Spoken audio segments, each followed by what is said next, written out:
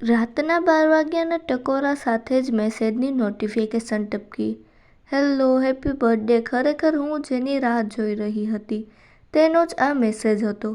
મને ખબર હતી સાથે નથી તો શું થયું, પણ મારા જન્મદિવસ પર સૌથી પહેલાં વિશ તારું જ આવશે. થેન્ક યુ કહીને મેં વાતને પૂરી કરી દીધી. ખરેખર બોલવું તો મારે પણ હતું, પણ 2 વર્ષ થયા હિંમત કરતી હતી પણ ક્યારેય આવી જ નહીં. અને આજે પણ એવું જ થયું. પણ એને વાત આગળ વધારી. કેમ છે? શું ચાલી રહ્યું છે જિંદગીમાં? હું બસ મજામાં. તને કેમ છે? હા, હું પણ મજામાં જ છું. ધીમે ધીમે મને હિંમત આવતી ગઈ અને જ્યાં 2 વર્ષ પહેલાં સ્ટોપ માર્યું હતું ત્યાંથી જ વાતો આગળ ચાલતી ગઈ. એ વાત જાણીને ખુશી થઈ કે બંનેના મનમાં પ્રેમ આજે પણ પહેલાંની જેમ અતૂટ છે. વાતો થઈ અને સમય વીતતો ગયો. 1 મહિના, 2 મહિના, જેમ જેમ સમય વીતતો રહ્યો હતો તેમ તેમ 2 વર્ષ થયા.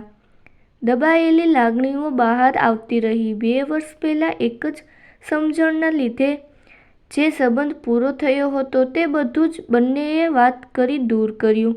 ખરેખર સંબંધ કહેવાનો પૂરો થયો હતો. બંનેના દિલ તો આજે પણ એકબીજા માટે જ ધબકતા હતા. બધું જ પહેલાં જેવું હતું. એકબીજા પ્રત્યેનો પ્રેમ, ચિંતા, લાગણી, એકબીજાને સમજવાની રીત, બધું એવું જ હતું. તેમાં કશું ફર્ક નહોતો. 2 વર્ષના સમયગાળા એની જગ્યાએ કોઈ લઈ શક્યું નહોતું.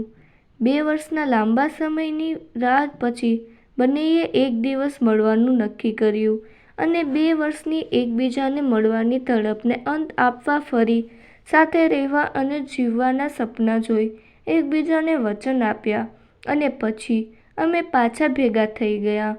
તો આ લવ સ્ટોરી અહીં પૂરી થાય. તો મળીએ ફરી એક નવી લવ સ્ટોરી સાથે. ત્યાં સુધીમાં આપણે ચેનલ 5 વોઇસને લાઇક, શેર અને સબસ્ક્રાઈબ કરવાનું ભૂલતા નહીં. Thanks for watching. Bye bye.